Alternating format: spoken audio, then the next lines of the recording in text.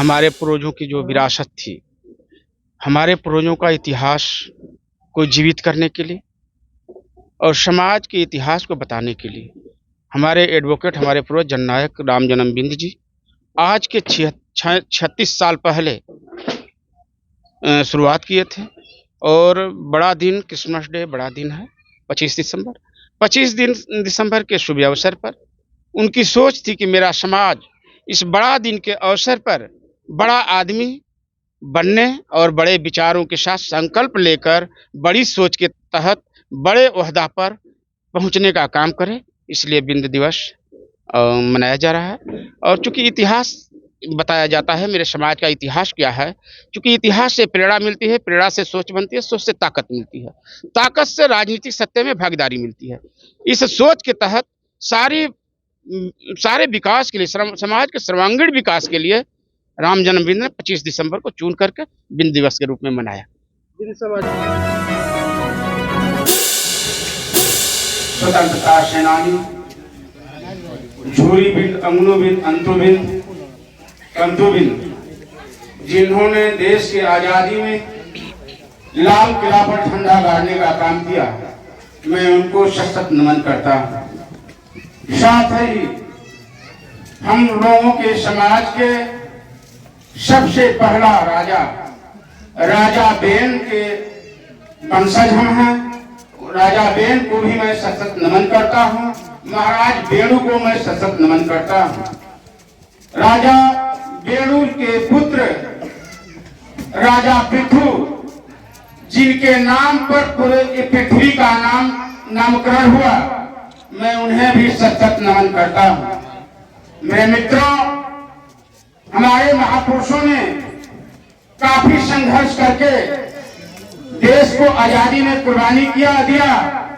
साथ ही हम सबों के राजा मोहन बिंद, जिन्होंने समाज को, बैकवर्ड दलित शोषित समाज को सुरक्षा प्रदान किया, उन्हें भी मैं सशक्त नमन करता हूं। इस कैमूर धरती पर राजनीतिक पहचान देने वाले, राजनीतिक सोच पैदा करने का जिन्होंने काम किया, मान्यवर किशोर बिंद, जननायक किशोर बिंद को मैं सशक्त नमन करता हूं।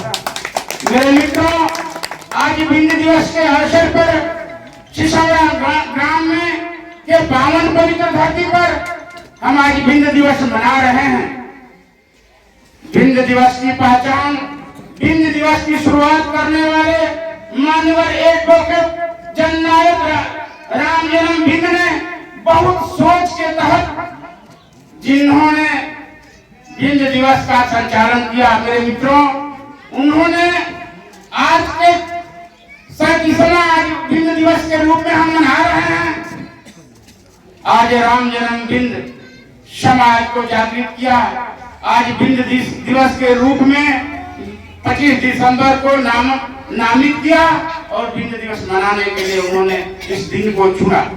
मेरे मित्रों, आपको बता दूं, राम जन्म बिंद ने इस बड़ा दिन के अवसर पर बड़ी सोच, बड़ा व्यक्तित्व, बड़ा आदमी बनने के लिए संकल्प लेकर बड़ा दिन से शुरुआत करने के लिए बिंदु को कहा, ऐ बिंद समाज के लोगों, बड़ा दिन के अवसर पर बड़ा आदमी, बड़ी सोच और बड़ी व्यवस्था बनाने के लिए संकल्प ले लो और आगे बढ़ो। आज बड़ा दिन है, बड़ा व्यक्तित्व पैदा करो। आज बड़ी सोच के साथ एडवोकेट राम जन्म बिंद जी ने बिंद दिवस का नामकरण कर बिंद दिवस मनाने का काम किया। मेरे मित्रों, बिंद समाज कोई साधारण नहीं है, याद रख लेना आप सभी लोग। बिंद समाज का इतिहास गौरवशाली है। अगर ऋग्वेद, सामवेद, यजुर्वेद की बात की वर्णन है, महर्षि बिंदु ऋषि के द्वारा बहुत ऋग्वेद, सामवेद, यजुर्वेद, अथर्ववेद में लिखी हुई ऋचाएं यह स्पष्ट करती है कि यह बिंद समाज बहुत ही ऊंचा था। मेरे मित्रों, यह बिंद निषाद समाज में पैदा हुए हमारे महापुरुषों ने रामायण को भी लिखा, महाभारत को लिखा और पूरा तत्व में सबसे बड़ा वैज्ञानिक अगर कोई रहा, गूगल पर आप लोगों ने देख लेना, पूरा तत्व के साढ़े बीरबल साहनी सबसे बड़े वैज्ञानिक भी रहे। साहित्य के सबसे बड़े वैज्ञानिक अगर कोई रहा तो विष्णु सहनी रहे। मेरे समाज का इतिहास गौरवशाली रहा है। मेरे समाज के लोगों ने पानी के अंदर के चीजों को जानने का काम किया। मेरे समाज के लोग भूमध्य सागरी भी कहे जाते हैं। मैं कहता हूं कि मेरे समाज के लोग माइंड्समैन हैं। वो जल जंगल पहाड़ के राजा रहे हैं, इसके स्वामी रहे हैं और इसके इतिहास के अंदर की चीजों को जानने का काम किया है। मेरे मित्रों, अगर इस समाज के अगर इतिहास को देखा जाए, इस दुनिया में आज जितने लोग जिंदा हैं, अगर मेरा यह भिन्न दुनिया निषाद मल्ला समाज नहीं रहता, इस धरती पर अन्य लोग जीवित नहीं रहते। मेरे मित्रों, अगर जीवित हैं वो बिंदु का रहना चाहिए, बिंदु की देन है। आज के 1000 वर्ष पहले कोई टेक्नोलॉजी विकसित नहीं थी, याद रख लीजिएगा। 1000 वर्ष पहले मेरा समाज कुआं बनाया, तालाब बनाया और उतना ही नहीं, रोड भी बनाया, नाली बनाया और रेल के चलने के लिए पटरियां भी तैयार की। यह मेरे समाजों की देन है। मेरे मित्रों, अगर मेरे समाज के लोग इस धरती को, आप लुसेंट में भी देख लीजिएगा, गूगल पर भी देख सर्च कर लीजिएगा, यह उबड़ खाबड़ धरती को मेरे राजा, मेरे पूर्वज पृथु ने इस धरती को समतल बनाया, कृषि योग्य उपजाऊ बनाया। तब आज ये समाज, अन्य समाज के लोग अन्न जल आज पीकर आज जीवित हैं। तो मेरे मित्रों, इस देश के पूर्व मेरे समाज का बहुत बड़ी भागीदारी रही है। मेरे समाज का भूमिका रहा है। मेरे मित्रों, मैं आपको समाज के विकास के तरफ ले चल रहा हूं, जहां से समाज का उत्थान होगा। पहला है कार्यपालिका, न्यायपालिका, विधायिका। याद रख लीजिएगा, कार्यपालिका, न्यायपालिका, विधायिका। चौथा स्तंभ है पत्रकारिता। मेरे मित्रों,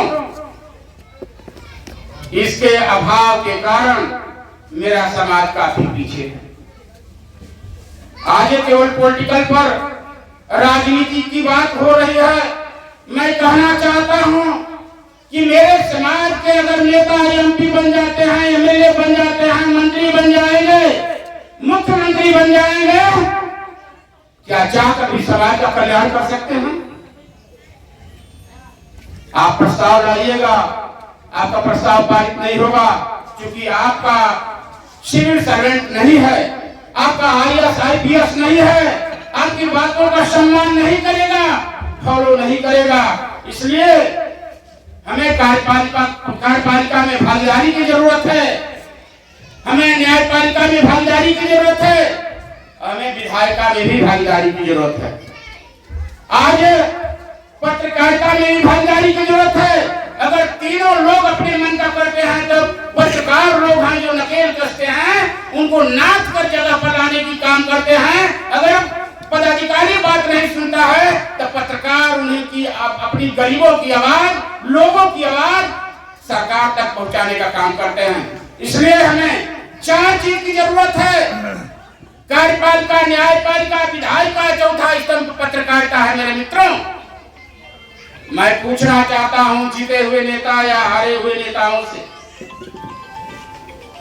क्या समाज के बदलाव के लिए समाज में कोई नई व्यवस्था पैदा किया उन्होंने? जिस समाज की बात लोग करते हैं,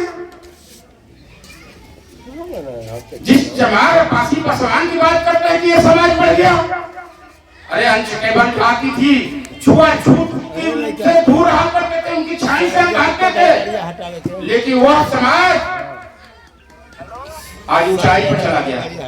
जानना चाहिए मेरे मित्रों, जब भारत में साइमन कमीशन जब भारत में आया था, इस समाज को आरक्षण देने के लिए सारे लोगों ने, हमारे बड़े बुजुर्गों ने किसी के बहकावे पे आके कहा कि आरक्षण नहीं चाहिए, लेकिन परम पूज्य बाबा साहब डॉक्टर बी.आर. अम्बेडकर ने कहा कि मेरे समाज को आरक्षण चाहिए। मैं जानता हूं, मैं उस समाज से आता हूं, मुझे प्रताड़ित किया जाता है, हक से वंचित किया जाता है।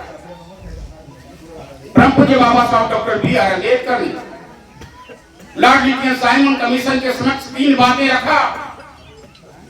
शिक्षा का संपूर्ण व्यवस्था की जाए, सभी नौकरियों में भागीदारी और सभी सीटें आरक्षित की जाए।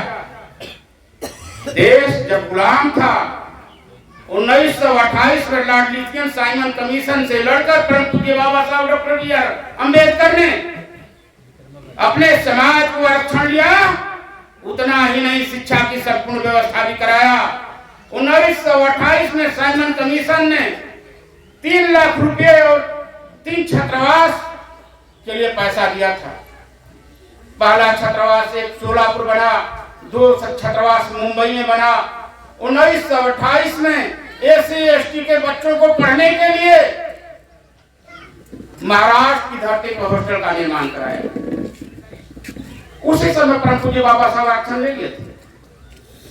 तब आज उस हॉस्टल से निकले हुए विद्यार्थी वो रामविलास पासवान हो, जिन्होंने बीपीएससी से उन्होंने डीएसपी निकाला था, कमीशन से उन्होंने डीएसपी बना था, जिन्होंने छोड़ करके राजनीति में परचम फहराए। जानते हैं कहां से आए थे?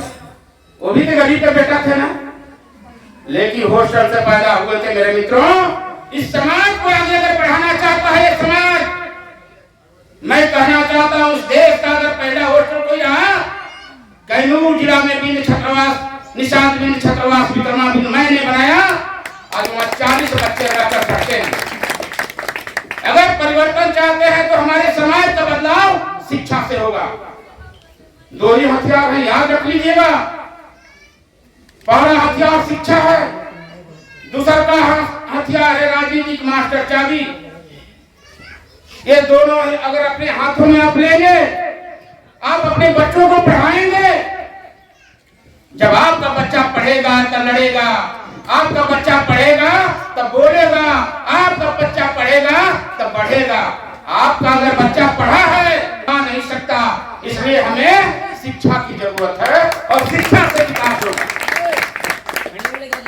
राजनीति लोग आएंगे, राजनीति अपने लिए करेंगे और जीतने के बाद अपनी पार्टी को भरेंगे और अपने परिवार को शिक्षित करेंगे।